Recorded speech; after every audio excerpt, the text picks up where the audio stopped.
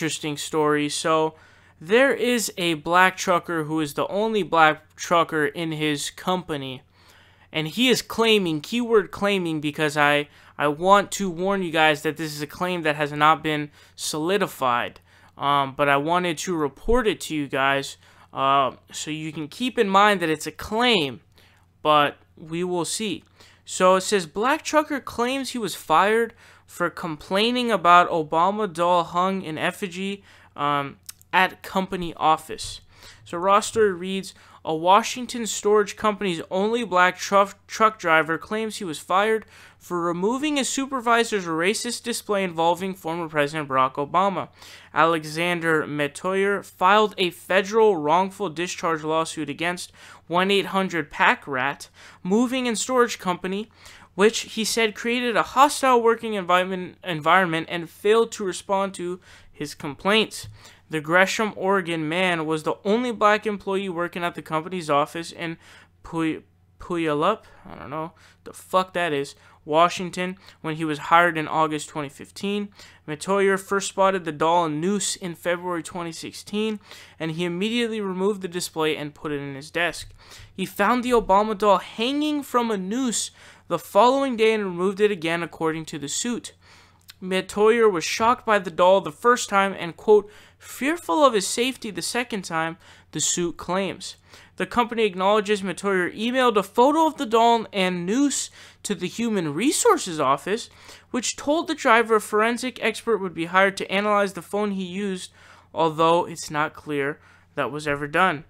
His supervisor asked, whatever happened to my Obama, after he removed the display a second time.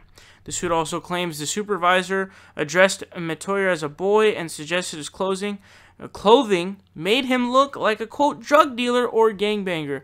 If you remember, Mark Lamont Hill was on Bill O'Reilly's show, and Bill O'Reilly was like, you know, let's pretend like you look like that you're a drug dealer. And you look like one, too. Like, what the fuck? Some like massively racist shit.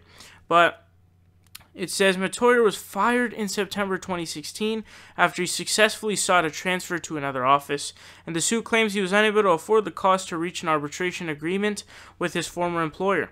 The company said Metoyer was fired for insubordination and unspecified performance problems and asked for the lawsuit to be placed on hold until the former trucker could be compelled to resolve the complaint through arbitration. So according to the claim, of course, and I think that it seems to be true, he is the only black truck driver in the company, but I think that if this is true, this is another exemplified case of why wrongful termination should be a real thing and why it should be used.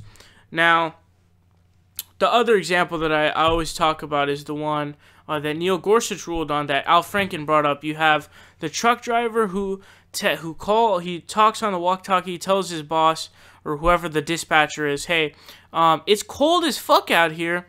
If I stay here like you are saying, you are telling me to do, I'm going to die of cold and hypothermia. I will die. I will literally lose my life.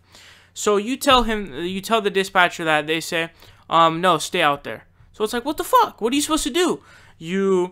If you leave, you survive, but you lose your job and get fired, and then you don't have a job. You're out of a job. You're not making any money. That could be very dangerous for your livelihood. The other case is, you keep your job, but you're dead, so you have no fucking job.